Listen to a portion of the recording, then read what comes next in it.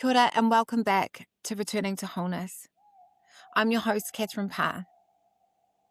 Today's conversation is one that unfolds slowly, honestly, and beautifully.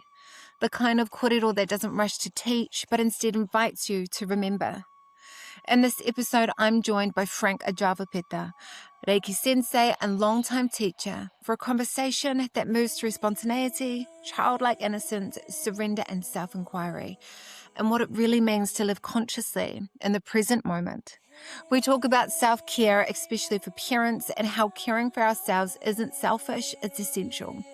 We explore ancestral trauma, the idea of returning burdens that were never ours to carry, and how healing doesn't always mean fixing. Sometimes it simply means releasing.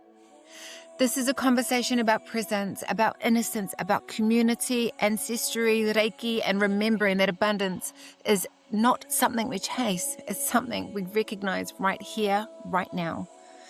So take a deep breath, let your shoulders soften, and allow this conversation to meet you exactly where you are. Kia ora, Jabo. How are you? Very well, thank you, Catherine. It's so much fun to see you. I'm always looking forward to our conversations. You know, what I really like is that both of us have no idea what we're going to talk about.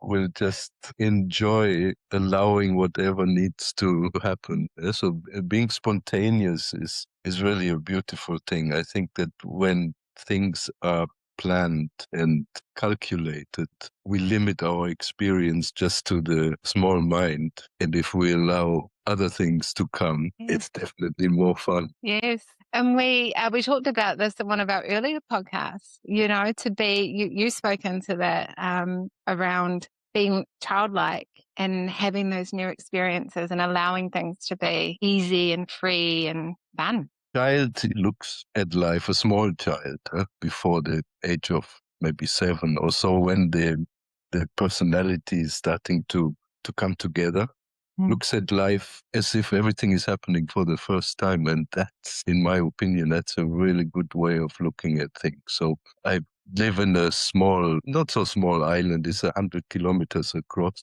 And the village here is tiny. It's about 1,000 people. So we have to go, when we go shopping, we have to drive 100 kilometers to the next bigger supermarket. And because of that, I take the same road a lot, maybe twice a week running errands. And I always make an effort to see something new and to discover a new mountain, a new rock, a new flock of sheep, new windmill, all sorts of things to keep that childlike innocence. And this is another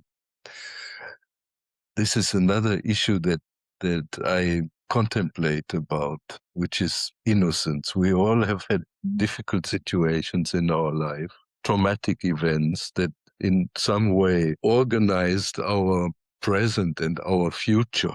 And I think that the most important thing is that whatever happened in your life, however bad it may have been, to keep your innocence intact and to not allow the suffering that you've gone through to traumatize you. So keep the account clear and just accept whatever happened. Think for those of you listening, think of the most terrible thing that happened to you, the most painful thing that happened to you for a moment, and then say yes to it. So yes doesn't mean that I agree with it, but it means, okay, I give that the space to be as it is. The word in Greek for forgiveness is not to forgive something like, who am I to forgive somebody else something that they have done? That is not my responsibility, it's theirs.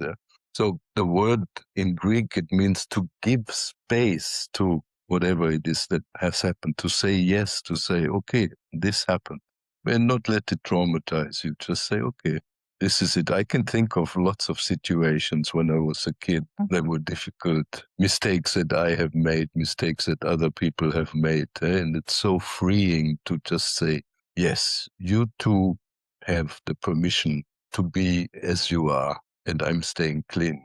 And I too have the permission to have made mistakes, but that I don't allow that to touch my innocence. So acknowledge your own mistakes. Don't try to make them go away, which is what we try, because I want to be a good person. So I go like, oh, no, I had reasons for this. Don't just look at it and say, made a mistake. Hopefully I will learn from that and not do it again. Yeah, it's interesting, especially in relationship with close family members, your partner, your kids, and acknowledging what is really a good idea. Word surrender's been coming up a lot lately. What does surrender mean to you? Guess releasing the story that you've made up about an event or a situation or a person. Yeah, it's a beautiful word, surrender. It's, I think, often misunderstood in terms of Handing your power. giving up your power, giving up your strength, giving up your own inner wisdom, your knowing, and saying, well, I can't change it anyway, I surrender. But that's not surrender, that's frustration and giving up. Surrender is to say yes. So in India, they have this idea that there are two pathways to finding yourself. One is by affirming everything, and one is by negating everything. So you have, and that depends on your, I suppose, on your character, which way suits you. For some people, it's good to say, okay, I'm not this, I'm not this, I'm not this, to cut everything. And the other is to say yes to everything. That's my way. It's not better than the other, huh?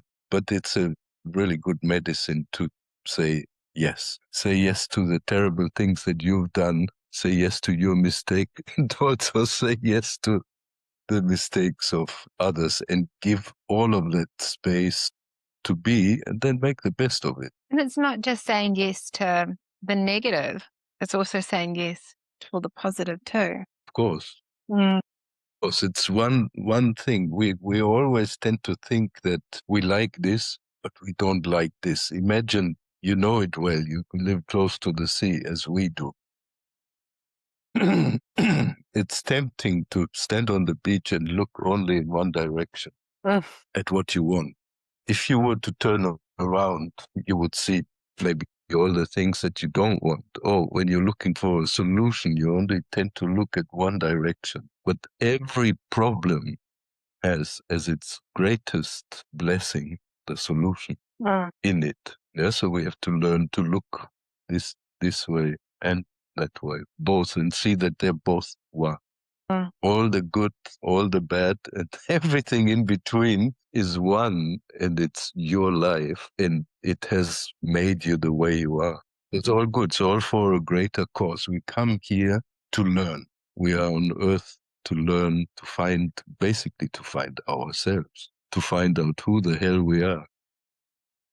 And all the events in our life lead to that potential solution for that, to find out who we are. So there is no good and bad. Whether we agree with something or not, it's another question, but everything leads here. And I don't mean that in an egoistic way, but in a reflective way. Coherence. Find yourself in whatever difficulty there is, whether it's financial difficulty or relationship difficulty. Always bring the arrow of attention back in and ask yourself, who am I? There's a very beautiful meditation technique by an Indian saint, guru, whatever you want to call him, master, called Ramana Maharshi. I don't know if you have heard about him.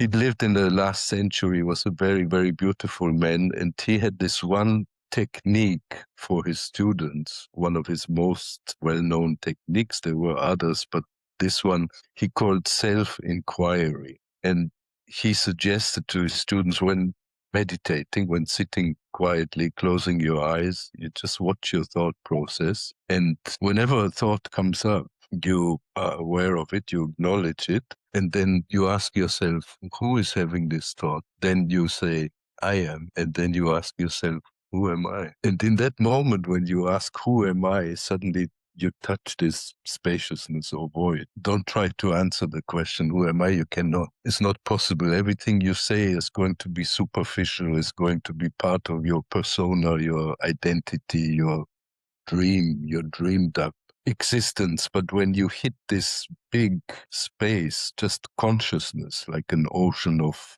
consciousness, then you get some kind of an inkling of who you really are. Just space, just consciousness, pure consciousness. Unpolluted, unpollutable. And that's beautiful. That's so beautiful. So perhaps we can, just for discussion's sake, we can divide ourselves in our psycho-emotional self and in the transcendent, the divine, let's say. We spend most of the time looking on that inner beach at the psycho-emotional self.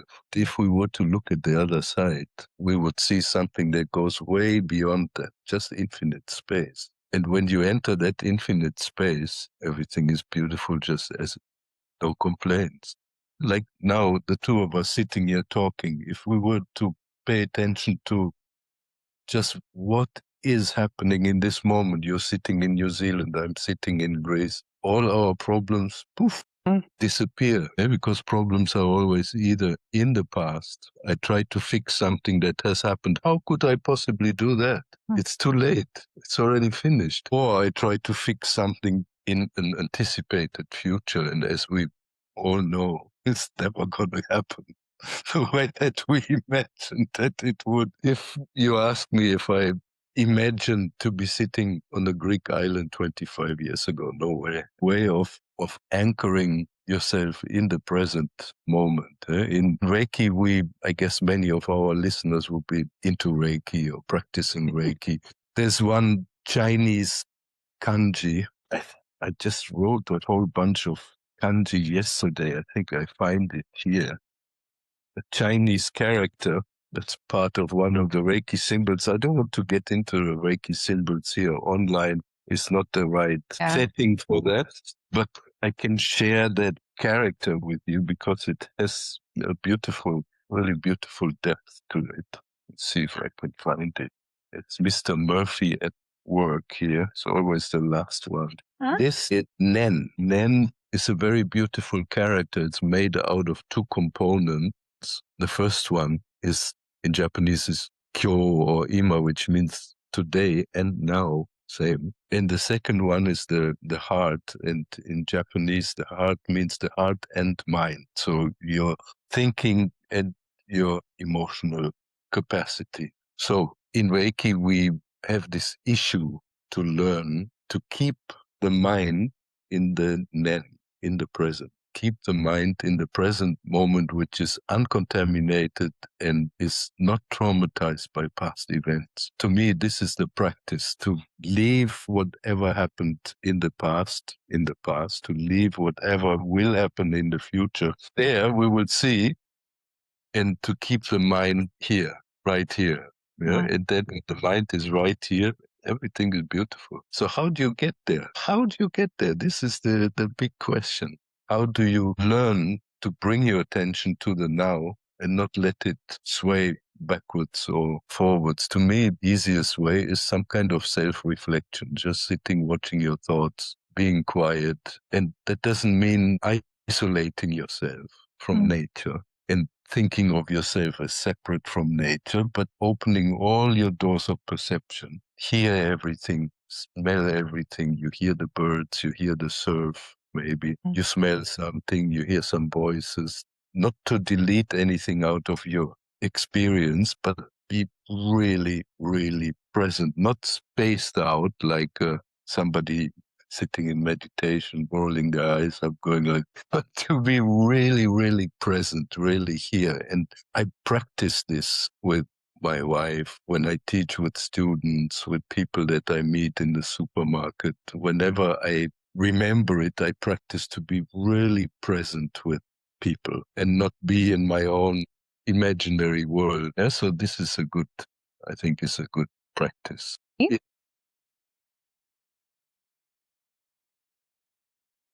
So keep the mind in the nen, in the present.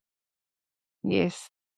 Very, very beautiful and easy, relatively easy to do, just need some discipline. So We need to discipline the mind. The mind is like a wild horse that you have caught that needs discipline. You need to make it comfortable with you. You need to put a bridle on it. You need to train it to work for you, not against you. Most of the time, our mind is working against us. I think I'm having negative thoughts, and I disencourage myself with that. I have to learn to do the opposite, to encourage myself for self-reflection, for being present. When you are present, everything is beautiful and everyone is beautiful, and there's a lesson in everything that happens to us. But there are implications.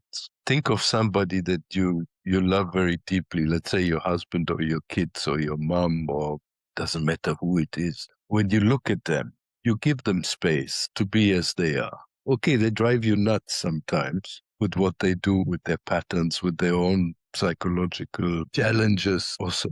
But with somebody that you love very deeply, you give space to that.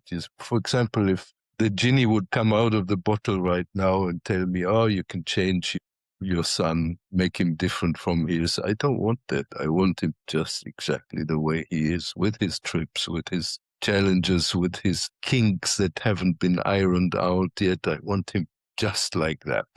Okay? Well, this is nice. And I think we all, I hope all of us, have somebody to whom we feel like that, to whom we give all the space to develop themselves and not want to make any adjustments, not want to change them, not want to paint them in the way that I would prefer, but to just see them as they are and watch their unfolding. So this is a good start. If you have somebody like that, I hope every one of us does. Think of that person. And for those that haven't or don't know how to love like that, how do they get there? Imagine one. Imagine one. That's lovely. That's perfect. Imagine one. Imagine a person like that, whom you give all the space in the world to be as they are. You can imagine that. That's good enough. We all have that, the skill, the essential skill that is necessary to do this. So for those who don't have a person like that, imagine one.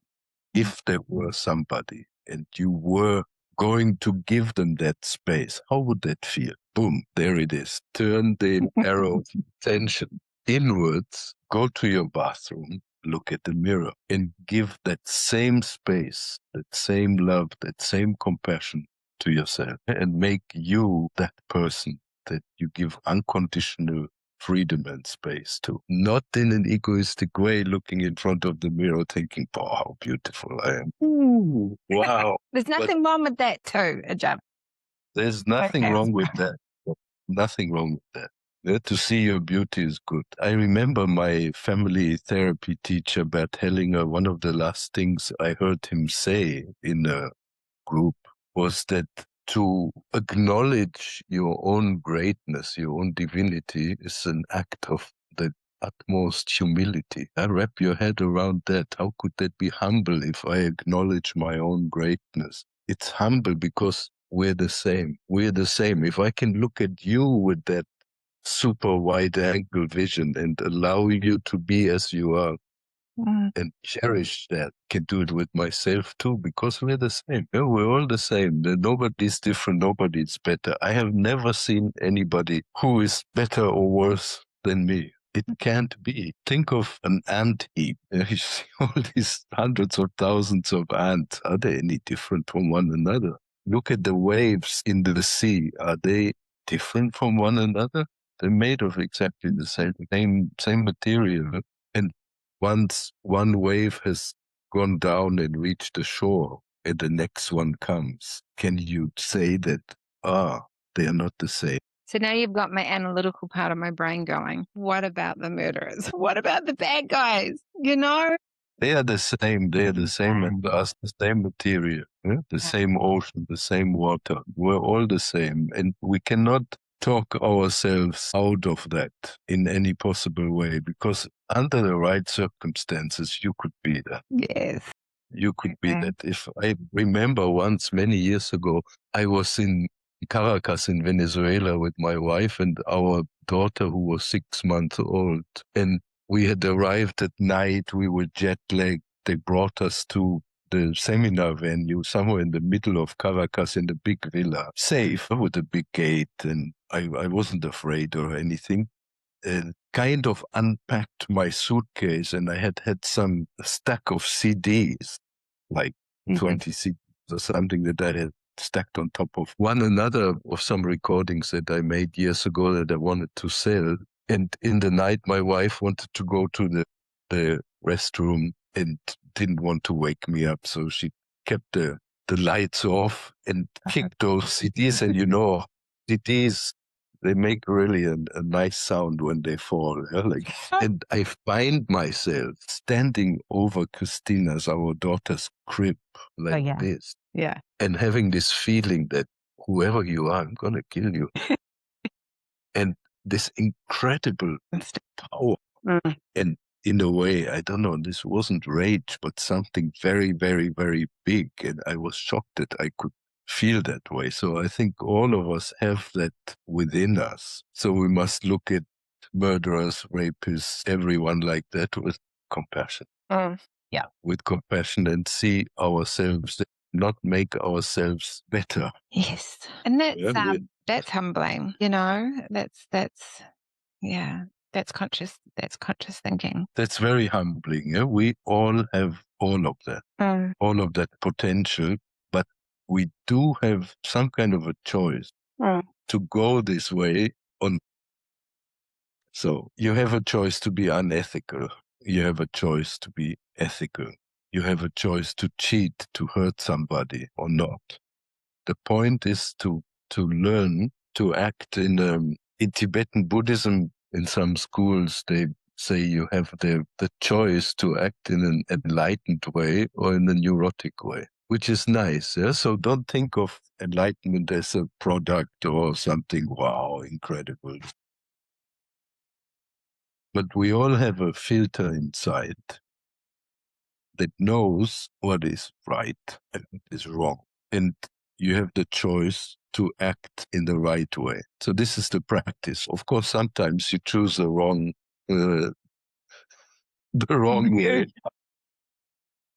So let's say I have a fight with my wife at home, and even though I know that I should stop it, I don't. I'm thinking, can't you stop it now? But I keep going. So we have this inner knowing that tells you that, hey, back off, stop it, come back to yourself. And for some reason, sometimes you don't do it, even though you know better. So start to learn to listen to that inner wisdom and act in a enlightened is such a big word. Intentional, conscious, be more conscious of your conscious. Choose consciousness over unconsciousness. Yeah. And that needs discipline. Again, we're talking about the mind, and the mind is a wild horse. It needs practice and disciplining the mind to not be destructive. And what other people do is their business.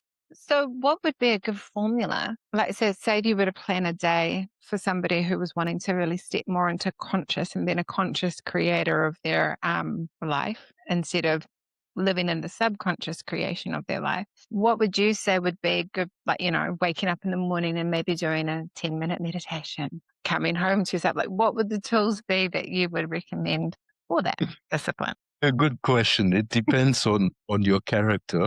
And also depends on seasons. Mm-hmm. In life, we go through, all in nature is seasonal.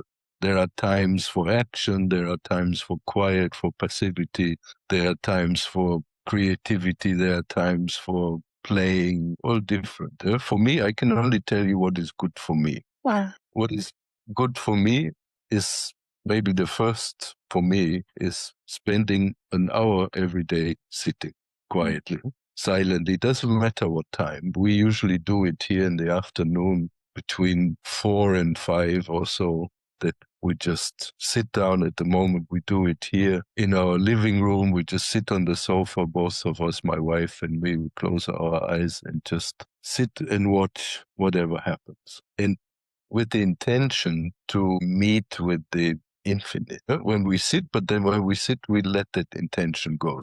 You sit down and just sit with what is. That helps me a lot. And I know that if I spend an hour every day, an hour in one go, taking inventory of what is going on with me, just sitting quietly and letting the water settle inside, that helps me a lot.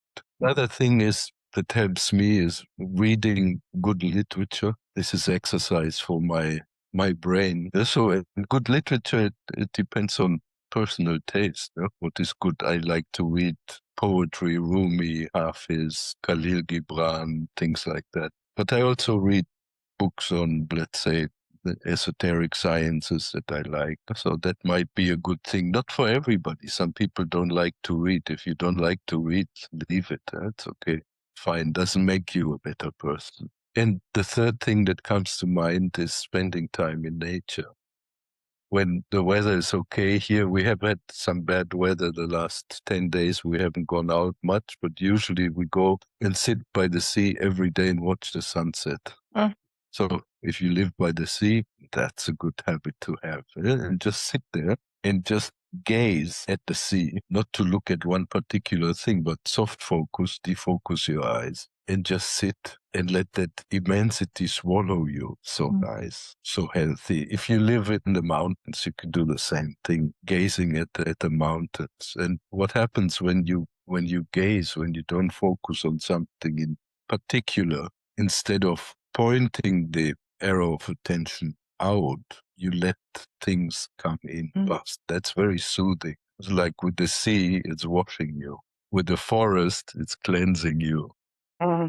So meditation, good literature, nature, for me are the tickets to a happy existence. That's what I do.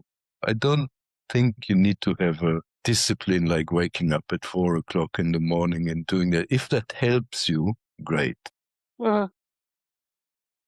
I make space for it more spontaneously, but I do. And like you said, it's all about different seasons, different times in your life. So if you need to wake up at 4 o'clock in the morning because you don't have an hour in the day to sit in silence, then that's perfect. That's Yeah, what and the question, Catherine, is that people always tell you, oh, no, I'm too busy. I don't have time for an hour of meditation. Are you joking?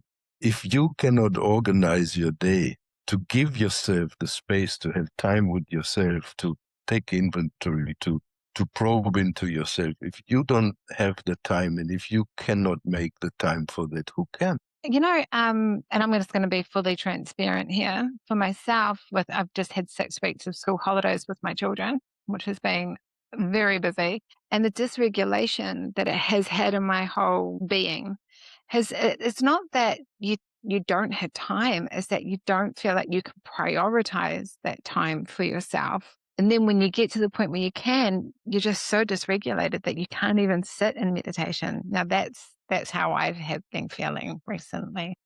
So I haven't been doing any healings lately because of that reason. Those of us who practice Reiki, we have that chance when we do treatments. When you do a treatment, is that other than meditation? You're sitting with your client and you just allow nothing to happen. Yeah. Or everything to happen. It's the same. Don't make the distinction between Reiki or massage or any kind of body work. Is really good for this. It's the same. Yeah. Same. Then make time for that. And if this is part of your work, great. Yeah. Fantastic. Yeah. Use that time to dive deeply into yourself. I know being a mom is hard. It's much harder than being a dad. It's unfair. There's that cord that's constantly attached. But make an effort to take time for yourself. You cannot take care of others all day long and carry the weight of the world, the weight of the family, which is what you do as mom. You carry the family. You're the centerpiece of existence. Without you, nothing happens. This is incredible, but it's also a lot of work and a lot of stress and a lot of action. If you want to be able to do this well, prioritize and take time for yourself. You need it. It's the best medicine to be the best mum you can be too. Because when you're giving back to yourself, when you are prioritizing that time, you're setting an example, and you're also you're turning up in a better space. Talking about that, I've just had your biggest fan walk in the room, my daughter Coral. Where are you? Come and say hi. Hi, friend. Good job. All right, my darling. Right. But we're hungry. And Dad's hungry too. The timing couldn't be better. All right, I'll be in soon. There you go. That's the best meditation you can probably do is have kids. Yeah. Yeah, because they always keep you in the present. They don't allow you to veer off into your daydreams. They always bring you back. And in relationship also, we know that they magnify what is going on with your partner, always. They put it on the table so you can deal with it. Wonderful. Yeah, actually, that's right. I mean, the amount of arguments that you have where you think, I'm just going to walk away. But then when you've got your children there, you think, hey, I'm going to work through this.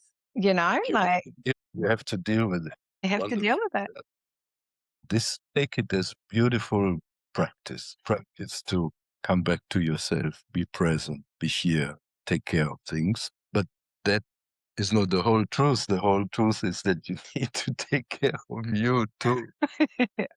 Not only others all the time. You have to take care of yourself. Take time. If having kids, I know it's much more difficult to make a schedule, but make a schedule, steal a little bit of time to be by yourself, to go out, spend time in nature or sit quietly. There is time. Yeah? Maybe when the kids are sleeping, you do it, even just for a few minutes. I say, okay, 1 hour. My kids are older, so it's easier, but make it a habit. You need to be in touch with yourself. And perhaps this is a good time to discuss something that I've been doing for about 50 years. When I was a kid, when I was a teenager, I really didn't like school. I hated every moment of it. And I had a stomach ache all the time, continuously for 2 or 3 years. My parents got worried. They didn't know what to do. They tried to talk to me. I didn't do it. And they sent me to a psychologist. And the psychologist taught me something that in German is called autogenic training, autogenics. I don't know if it exists in New Zealand. So what it is you learn to check in with your body every day. Something you can do when you wake up in the morning, or maybe when you go to sleep at night, or if you take a nap. You're in your bed and you feel your right hand from the inside. And then you make it feel comfortably. It's like a self-hypnosis, comfortably heavy, comfortably tingly, comfortably warm. Just take a moment to feel it. Then you bring your attention up, you feel your hand and your lower arm, then you bring it up and you feel your arm from the inside, warm, heavy, comfortably tingly. Then you go over to the other side, feel your left arm. Then you go to your right leg.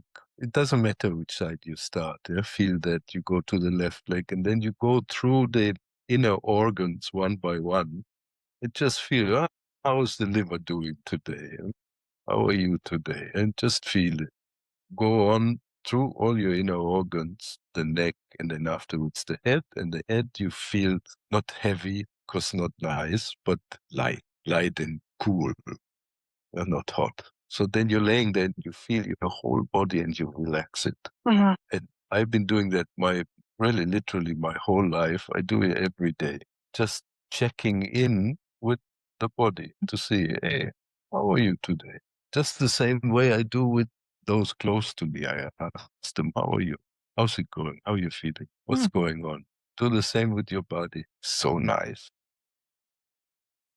Checking in on yourself. And if you find any tension in the body, tension in the neck or in the shoulders or so, if you can relax that tension at will, sometimes you can. You say, oops, I'm pulling my shoulders up. And go. And if you can't let go of those tensions like this, releasing, what you can do is called the progressive muscle relaxation.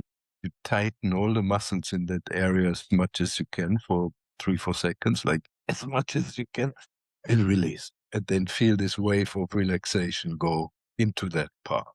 This is what I do every day. So nice. This is our body. The body is our home, it's our temple. We have to take care of it. And if you want to take care of your kids, of your family, you're going to have to be good and strong and powerful. Make sure you get enough rest, enough sleep, enough Catherine time. Yes. Take it, take it. The next thing maybe that's useful for, I think, especially for young parents or young mothers like you, develop some kind of hobby while you're young. Because I'm telling you, sooner or later, they will leave. Oh, yes. But you don't want to fall into this empty nest. You will fall anyway. I know what it's like. Our daughter left 3 years ago. I still miss her. Natural. Find something, some kind of hobby, something that you like to do. It could be meditation, but could be painting or some creative art, or could be going out spearfishing, or it doesn't matter. Riding motorcycles, whatever, playing ping pong, or it doesn't really matter. It doesn't have to be a so-called spiritual thing, but something that you pour your creativity and your love into, start developing that. So you have that once your kids leave the nest. It's good to do. With the Reiki, so I know with I've done your course and it was amazing.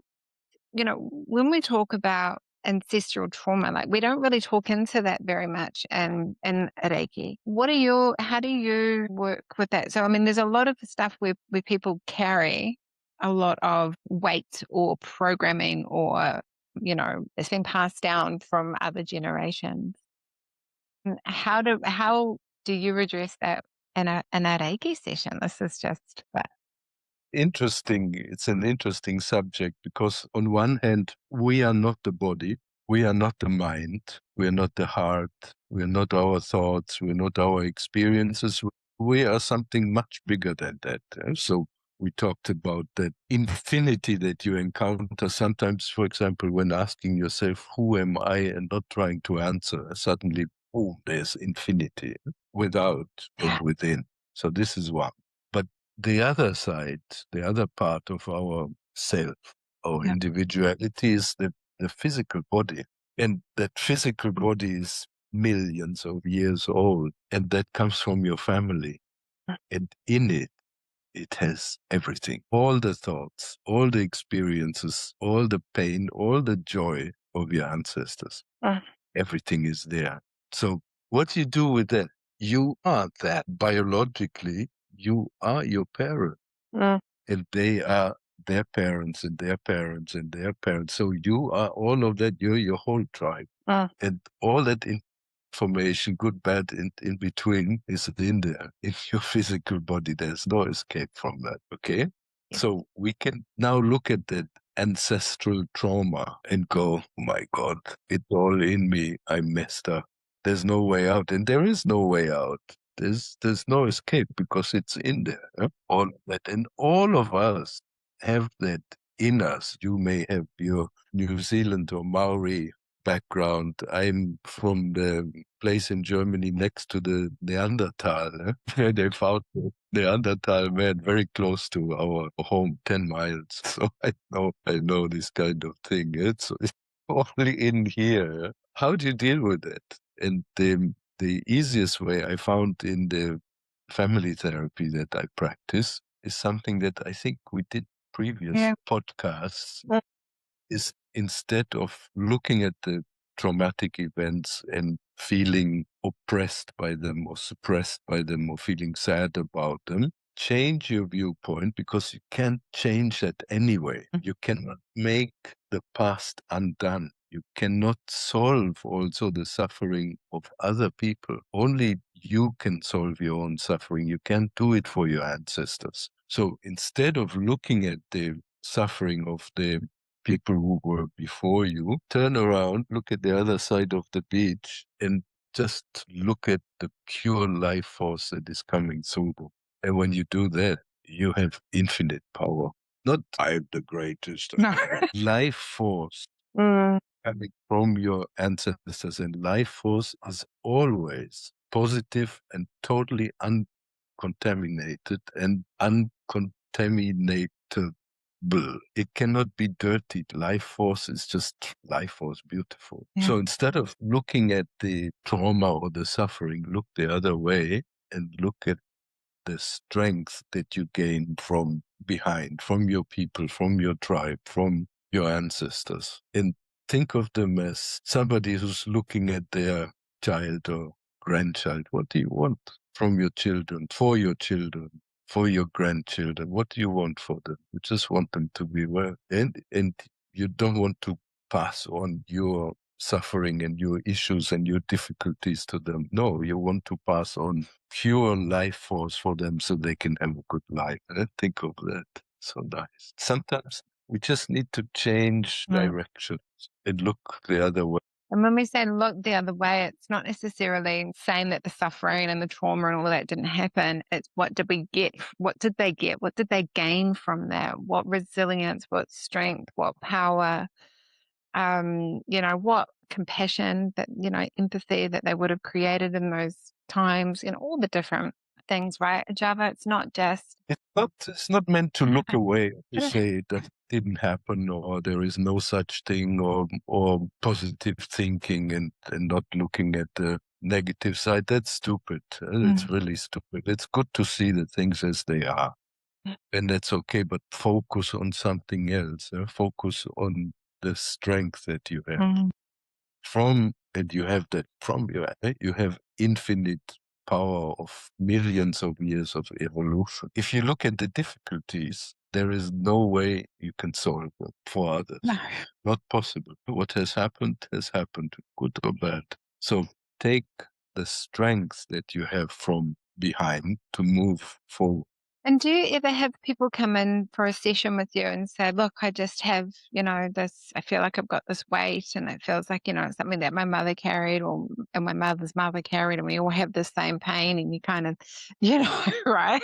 And in that situation, how do you work through that as a Reiki practitioner with the client? With Reiki, I don't do anything in that way. What I do is the family constellation therapy with them. And the idea, I don't really want to get into it now. Maybe we do it next podcast.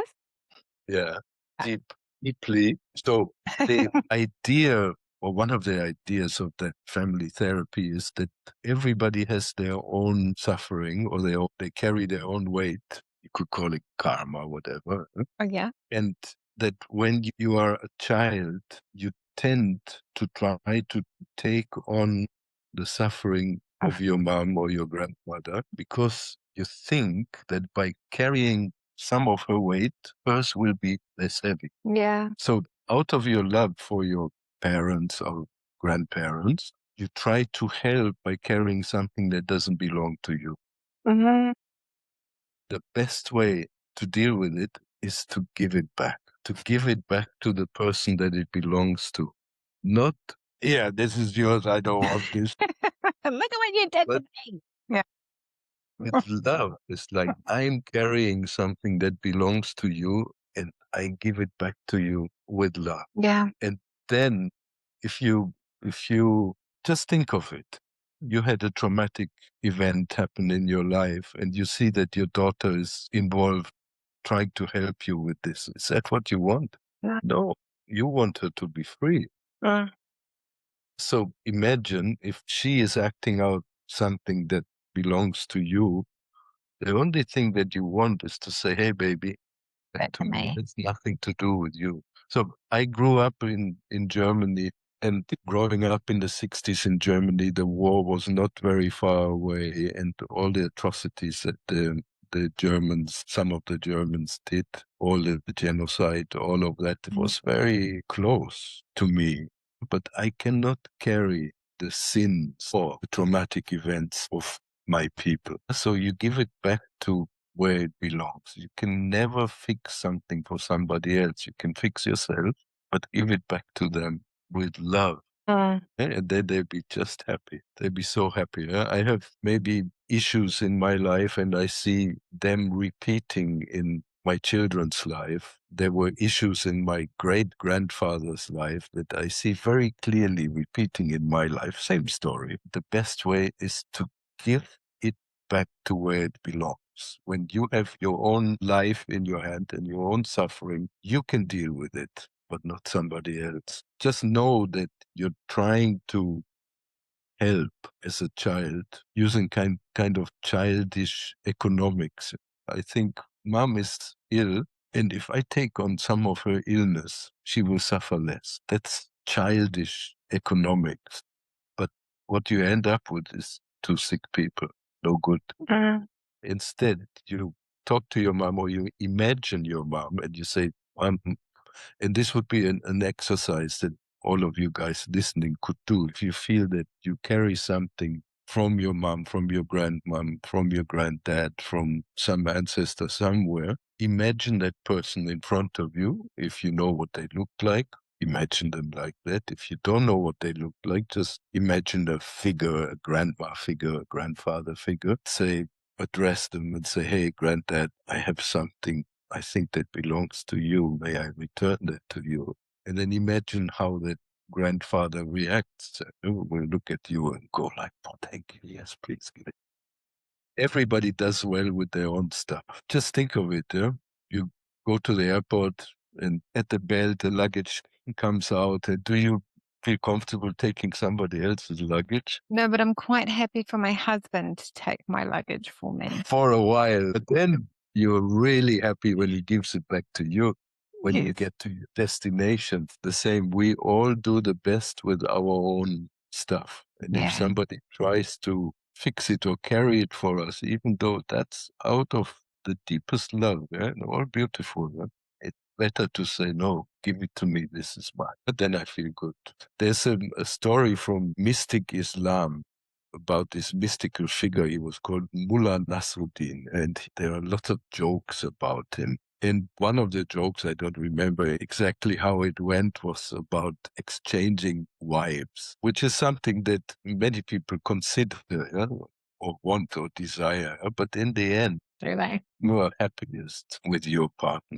Was that the joke? No, I don't remember the joke, but the thing is that your weight, if we compare the wife with the weight, your weight on your soul, your weight that belongs to you is the best and the most comfortable, and only you can deal with it. Nobody else can take that away from you.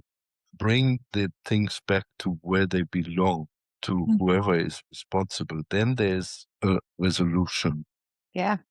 Then there is clearing when everybody takes on what belongs to them. So it's all about responsibility. If I'm responsible for somebody else's loss, that belongs to me, not to them. And if I take that on, and if I take that on with pride, and if I free the other in a good direction. So for example, if I see that one of my children carries something for me, I would imagine my child, maybe close my eyes, imagine, and I say, look, you're carrying something that belongs to me, please give it back. And then look at him and say, you are free. This is not your responsibility. We were talking earlier about the Germans and the Jews. I cannot be responsible for what my people did, for the terrible atrocities, but maybe I try. Maybe I try to fix something, but I can't. It's in the past, and it's other people's issues. Give it back to them. Give it to where it belongs. This is such an issue. Ooh. And I can see it in myself. I'm always trying to do something good for others, or trying to avoid the suffering I had myself for other people. But in the end, everybody has to carry their own stuff, and when you carry your own stuff, actually you feel good. Yeah. For a child, let's say again, if I see that my son is repeating something that I did in my life, of course the most obvious and the most effective thing to do would be to talk to him and say, hey, look, there is something that I see you're doing, and maybe you're trying to fix something for me, but you are free. This belongs to me. Leave it. You're free. You have nothing to do with this. Give it to me. And if you cannot talk to somebody, let's say an ancestor who has already passed on, and you feel I'm carrying on something for her, imagine her in front of you, and then perhaps take something heavy like a big stone or something, and in your mind, live it and feel that weight lift off your shoulder. Clearly, I'm doing that right now. Wow, we've got a very deep podcast that we're going to be talking into soon, won't we? When we get further into the family constellations and the work that you're doing, that you also do. Yeah, it's an interesting subject because it shows us that we are much more deeply connected to our ancestry and to each other than we. Why do you think that was, deconditioned out of us? Why do you think that we, this isn't, I mean, for Māori, this is very much normal, but in the Western society, it's very much woo-woo, or, once people die, that's it, it's over, they've either gone to heaven or hell, but you know what I mean? Like, why do you think that's the case, Arjava? Because I think we all have that inner knowing that, when you can smell Nana's perfume, or when you just feel that feeling of your ancestor around. Why do you think? I think we've become very conditioned by Western science. We've learned over the past, 200 years or so, only to believe in what we can see, what can be proven. And we've lost touch with all of that is behind us. And it's fear of the unknown. We always want to know everything. We want to be able to explain everything. And there are things you cannot explain, many things. We are so small.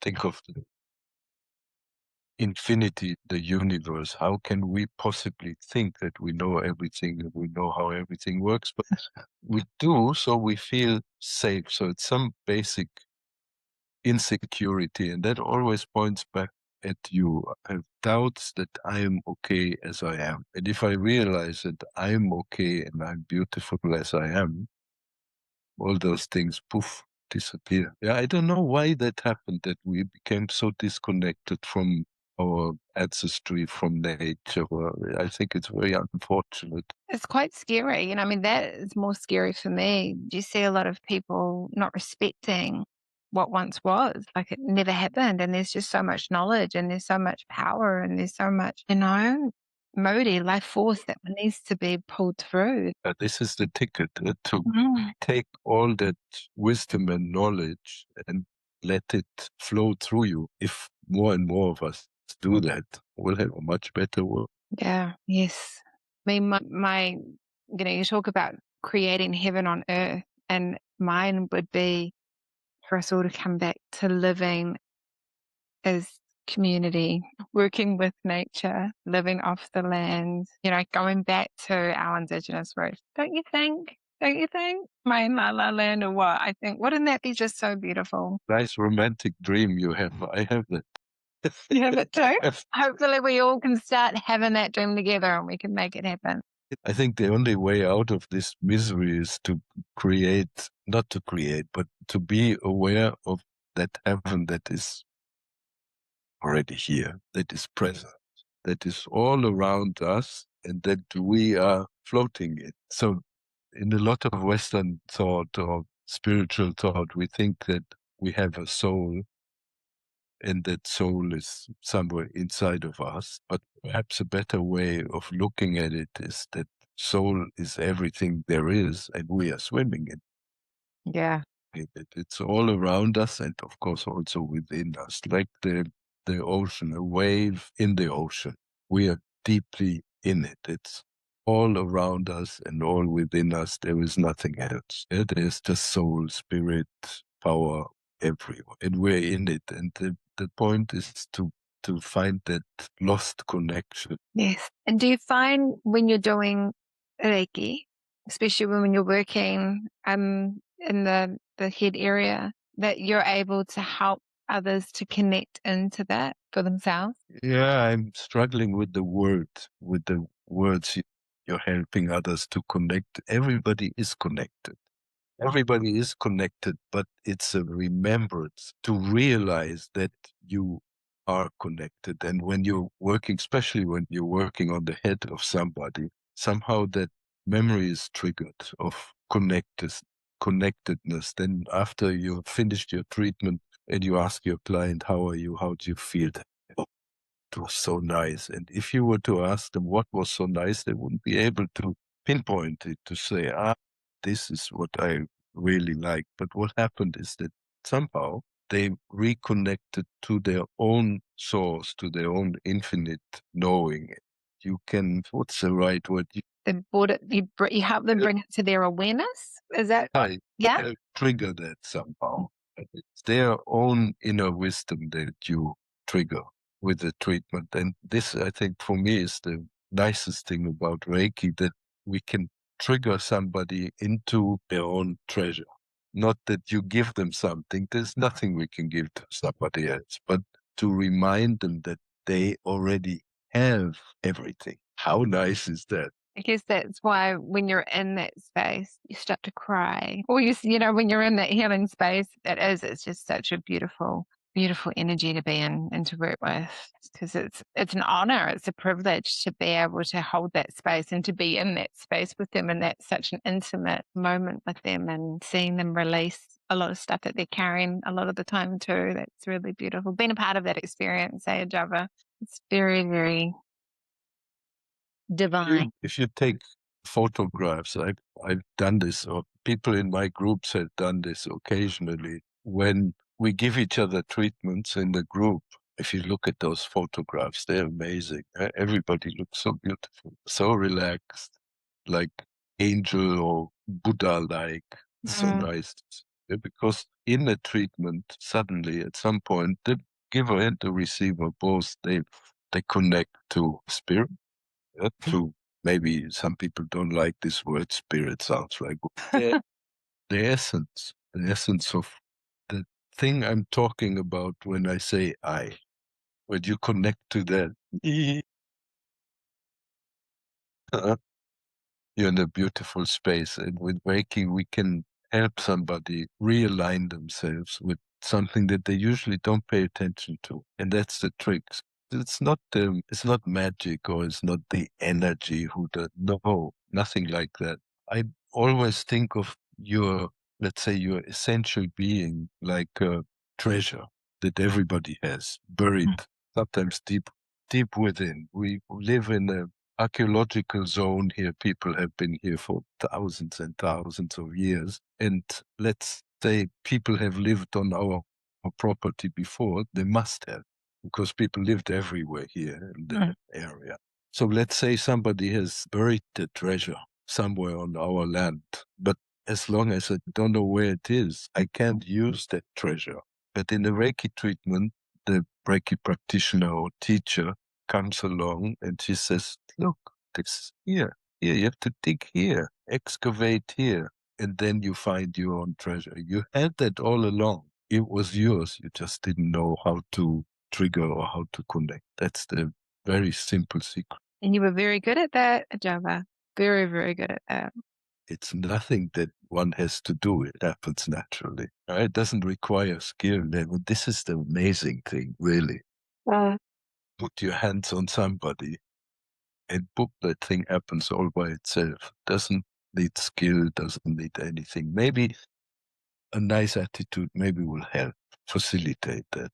An attitude of kindness, of love, of compassion, looking at people with utmost respect. Do you find people that have done the work, they've done the inner work, have fought their demons, they've done some healing on themselves, that they can connect with that a lot easier than people that are still kind of dealing or battling with some mental internal dialogue that's not serving them? Do you find that helps? Because I guess what I'm saying is, when I've watched the course, you've got a really great skill at being able to talk to them where they are and what they need. So you bring that out in them so that they can step into that healer energy. So can you just kind of see them and go, okay, look, this is what I think is going to bring that out in you? Like, what is that, Arjava? It's just a natural gift. You just let it flow. I have no idea. It's when, I'm not really, let's say, psychic.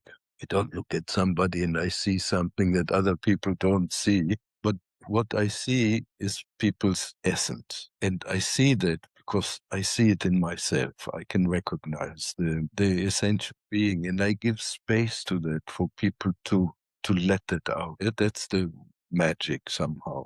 So, of course, people who have a history of meditation, of yoga, of some kind of spiritual, it doesn't matter from where.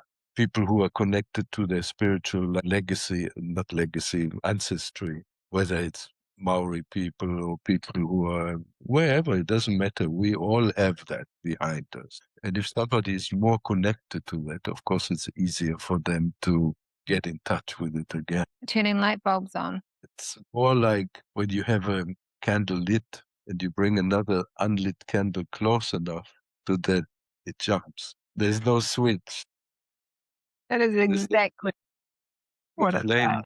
just jumps. It's ignition. Yes. So if I can be at ease with myself as a teacher or as a person in the family, if I can be at ease with myself, it's much easier for anyone around me to be at ease with themselves, even if they have difficulty with that. My easiness maybe allows them to do the same. Yeah. Maybe that's the secret. No big deal. No big deal. No big Big deal, Javin. In the end, we're all made of the same material, same thing. But in the end, we all have a choice, and you choose to be that flame to help ignite other flames. So that's something to be acknowledged and held in high regard. What else to do? Yeah, true. What else to do? I've been practicing a meditation technique recently in the last year or so, which I like very much. It's to merge the mind with space. Yeah. It's kind of like, it's like when you put a little bit of sugar in your tea and it Yeah. it dissolves. Gone. When that dissolves, the boundaries dissolve and the otherness dissolves, and you realize that we're all exactly the same. But we all have free will, and we all have the choice in which way we decide to go. I'm not so sure about free will. I'm not so sure, because a lot of what we do is a rather conditioned reflex. Yeah. We burned our hand on the stove in the past, so we don't put our hand on the stove. But it's not that we have free will not to put our hand on the stove. It's the past. It us not do it. It doesn't come out of the present moment. Yeah. Yeah. Yeah, so the question is, how do we acquire free will? We acquire free will by being in the present, and the mind that is uncontaminated by past events, and that needs just a life of cleansing and purification. And acceptance, surrender. And a better word that you used earlier, better than acceptance, surrender to what's happening, and surrender to you. I think surrender is something that we need to do in an intelligent way. Surrender to the wrong person, you're stupid, you're asking for trouble. So I think surrender is something that we need to learn in a delicate way, to in our surrounding, first to take a look, who can I surrender to without getting hurt? I mean, and if we're talking to that, there aren't a lot of people that can deal with their own stuff, and when we talk about surrendering to somebody else. So I think, should we only be surrendering to ourselves because we're the ones that are carrying our own stuff? It's sort of like, I don't know. Who are you surrendering? Yeah, I don't know. Who do you surrender to, Arjava? Your wife? My cat. Your cat? I think, of course, essentially, surrender to yourself would be the straight road, but maybe we can't do it. We need to practice with other people first. Yeah. And practicing with other people means surrendering to the wrong person and getting hurt, and then learning to discern with whom it's good to do. And then practice like that, practice with your partner. Like for me, with my wife, it's like complete open book surrender.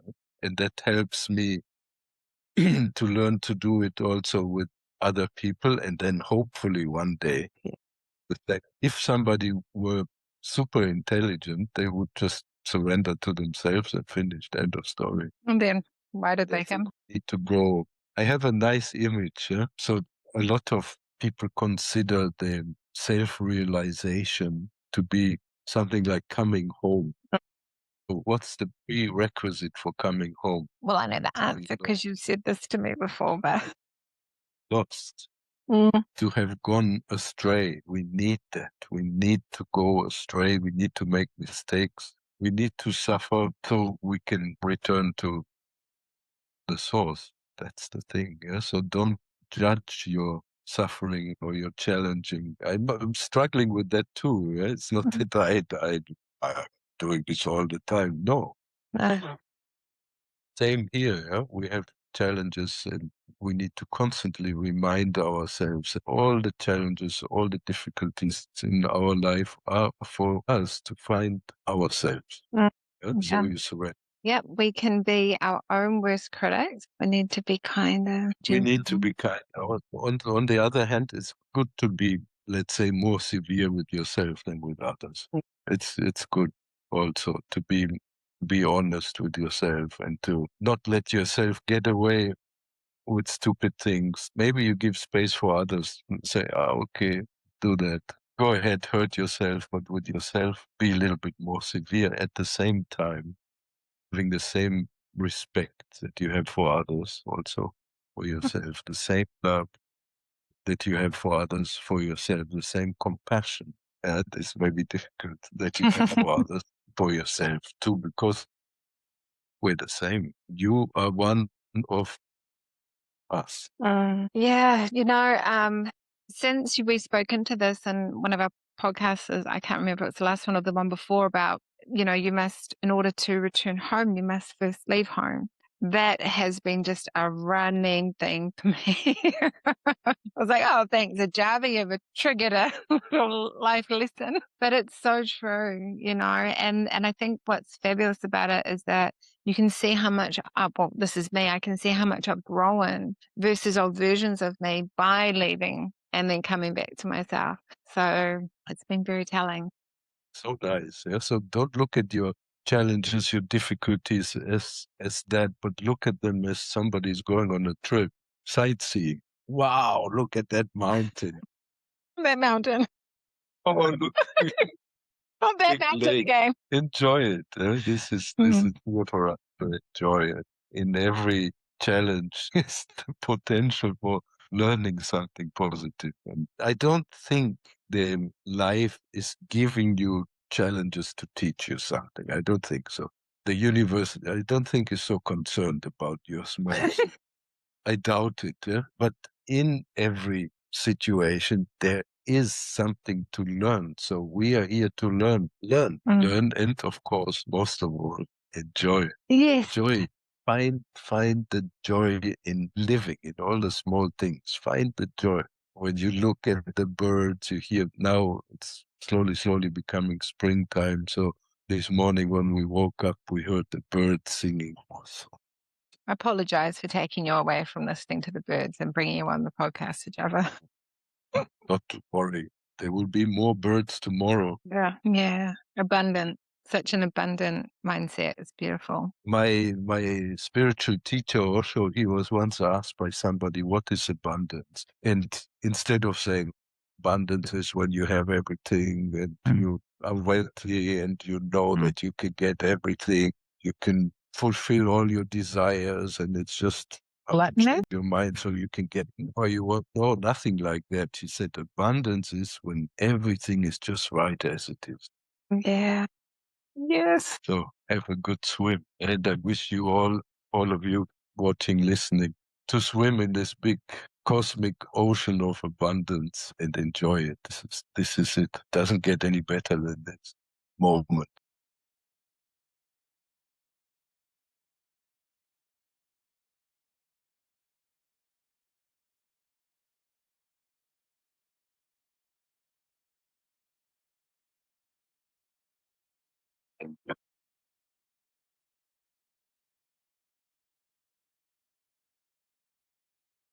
Thank you for being here and for sitting with this conversation. If something stirred within you, a moment of recognition, a sense of softness, or even discomfort, trust that. Healing often begins with awareness, not answers. As Frank Arjava reminds us, surrender isn't giving up your power. It's saying yes to what already is. It's returning what was never ours to carry, reconnecting with your own inner wisdom, and remembering that you are not separate from your ancestors, from each other, or from life itself. If you found value in this episode, please take a moment to like, follow, subscribe, or leave a review. It genuinely helps this kōrero conversation reach more people who need it. And if someone came to mind while listening, consider sharing this episode with them. Thank you for your presence. Thank you for your openness. And until next time, keep your innocence intact, stay curious, and continue returning to yourself.